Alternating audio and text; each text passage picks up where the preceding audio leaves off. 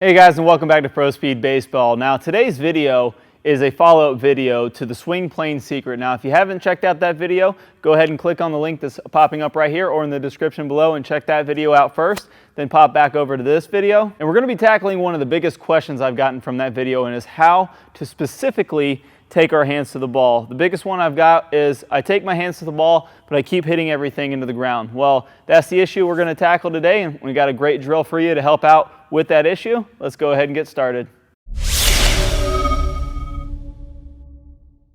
All right guys, now before we get started on the two big reasons why when we take our hands to the ball we hit the ball into the ground, which are really important, I'm really excited to share those with you. We need to reiterate a few things before we get started so we know. So just to revisit the swing plane secret video real quick, we know that when we create speed in our hands and we're taking our hands to the ball, we know from that video that the physics take over and we build momentum into the bat, and that bat will actually, because of the speed, dips below our hands and is below our hands at contact. Okay, so we know that that equal and opposite reaction is happening as we're taking our hands to the ball. Now the big issue that we need to address is the downward plane of the baseball swing, or the thinking of taking the hands down to the ball. You know, I've gotten lots of questions about, like, well, if you take your hands straight to the ball, you're just going to beat everything into the ground.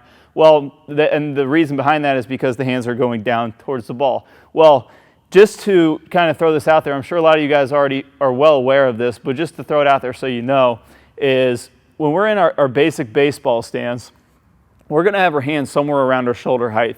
Especially if you're in the pro setup and you follow the pro swing system at Pro Speed Baseball, we know that we want our hands about shoulder height. And in a normal baseball stance, no matter where they are, we know that the strike zone is going to be anywhere from the belt to the knees, give or take what league you're playing in, you know, or what umpire is behind the plate. But that's a good gauge to say that the strike zone is anywhere from, give or take, belt to the knees. So that if we know the strike zone's there, and we know that's usually the best place to hit the ball is right around in the strike zone, and our hands are about our shoulders, well, obviously our hands are going to have to go down towards the strike zone at some point during the swing. They're going to have to get down here. So that if we're looking at this as a whole, the hands are going to have to go down in order to get the bat to the ball. So now that we know, you know, as an absolute that our hands have to go down, all we have to do is understand how we take our hands to the ball, which is the point of the video, is to answer why, when guys are going out there and they're trying to take their hands to the ball, they're just beating the ball into the ground. So this brings me into those two really important reasons of why we beat the ball into the ground when we're just working on taking our hands to the ball. And we're going to go over the first one, which is a very simple concept of being more horizontal or vertical with our swing. Okay, what that means is it sounds probably a little more complicated than it actually is. It's actually really easy to understand.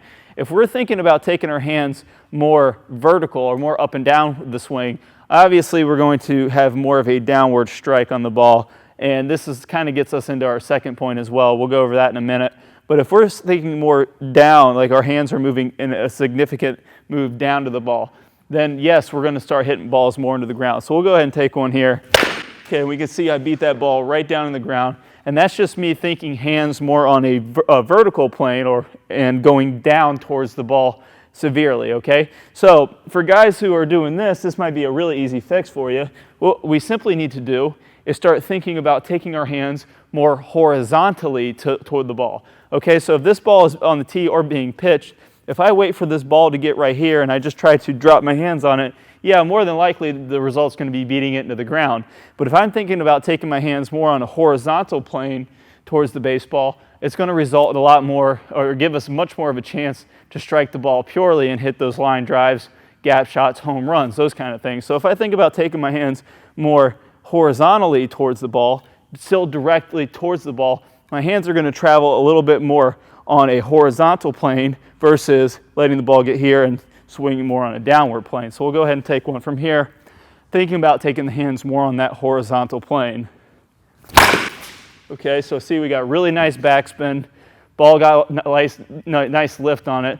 So that's the first big reason that we're going to want, we'll address if you're working on taking your hands to the ball and you're beating into the ground. Now, if that's not working for you and you are taking your hands on a nice, more feel of a horizontal attack angle to the ball, and you're still beating it in the ground, I can guarantee you it's probably this issue of we're just gripping the bat too tight or not creating the right amount of bat lag in the swing. Bat lag is created through having nice loose hands or nice relaxed hands throughout the swing when our hands start towards the ball. So what happens is when we start to take our hands towards the ball, the bat will lag behind it slightly, and I like to define this in the pro swing system as the tip of the bat staying behind the vertical toe line, which is another video you can check out is the lag video, which I'll post a link here and again in the description below.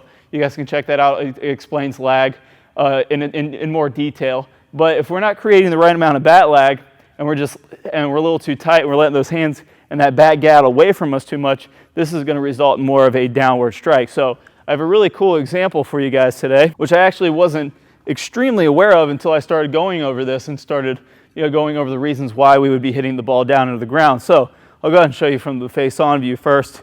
So what I'm going to do here is I'm going to take my hands down to this ball, and I'm not going to have any bat lag. What I'm going to do is I'm going to let this bat, I'm going to hold my hands a little tighter, and I'm going to let the bat get out away from me a little bit, and just kind of try to hit this ball about as best as I can. Okay, so we're going to get here. Okay, so I was real tight. You see, I couldn't really finish too much, but I took my hands directly to the ball and I beat it right into the ground. Okay, I'm going to do one from down the line here too, so you can see it. So I'm going to get real tight. Okay, so I took my hands directly to the ball, but because my hands were tight and I didn't create any bat lag and didn't have any whip in my swing, the bat head got out around and I just beat it right into the ground. So what I'm going to do here is I'm going to create a lot of bat lag. I'm going to create a ton of bat lag, and I'm going to make that same motion. I'm going to swing too far down at this ball. We'll see what happens here. So we'll go ahead and get in our position. And like I said, I'm just going to create a ton of bat lag and just swing while overemphasizing going more down towards the ball.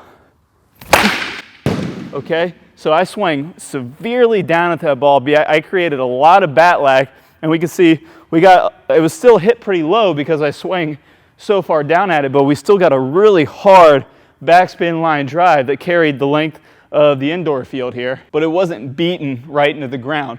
So we can either use one of these two issues to help fix taking our hands to the ball, where we get a little bit more of a horizontal attack angle, and we can add that bat lag into it.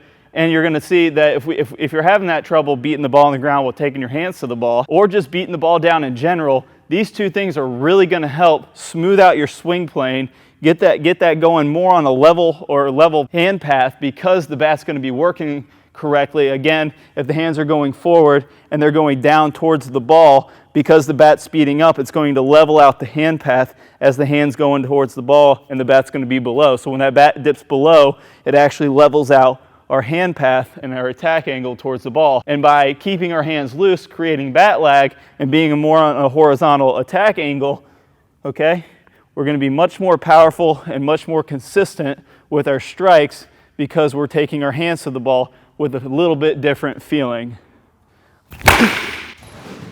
Okay, so guys, let's go ahead and pop over. We're gonna do some drills. I'm gonna show you guys a couple really cool drills that you can do to progressively get into these positions. Okay guys, so for this drill, if we're having a little bit of trouble swinging two more on a vertical plane, like we said, more up and down, this is the drill we're gonna do. What I did is I set up this tee really nice and high, and this is about just below my hand. So if I go ahead and get into my stance here, we can see that this ball relative to my hands is just slightly below my hands. And this is a really easy concept for a drill. So what you're gonna do is you're gonna get into your perfect tee setup. Okay, it's gonna be a little tough because the ball is really high, but you can use the tee as a gauge. And you're gonna go ahead and get in your stance, and you're just gonna make nice smooth swings, really concentrating on your hands, working more on a horizontal line here. So, okay, so if you do this right, I pop that one up just a little bit, but if you do this right, and you just take your hands really nice and easy, let's go ahead and get back into our setup here, okay, and we just take our hands more on that horizontal plane, okay, we can see that our hands are going to start getting that feel of working more horizontally versus downwards or too vertically. And what you're going to do from here is you're just going to take about 10 reps with that tee on high, where you get 10 nice strikes. Like I said, like I do in a lot of my videos, don't count your reps unless you do it right. So make sure you get 10 really good strikes on the ball. And what you're going to do is you're going to drop it down about a baseball length. So you're going to drop it down about another baseball, and you're going to repeat and get 10 more strikes on the ball from there. okay? And then you're simply going to drop it down again to another baseball, okay? Get in there, make 10 more really nice strikes,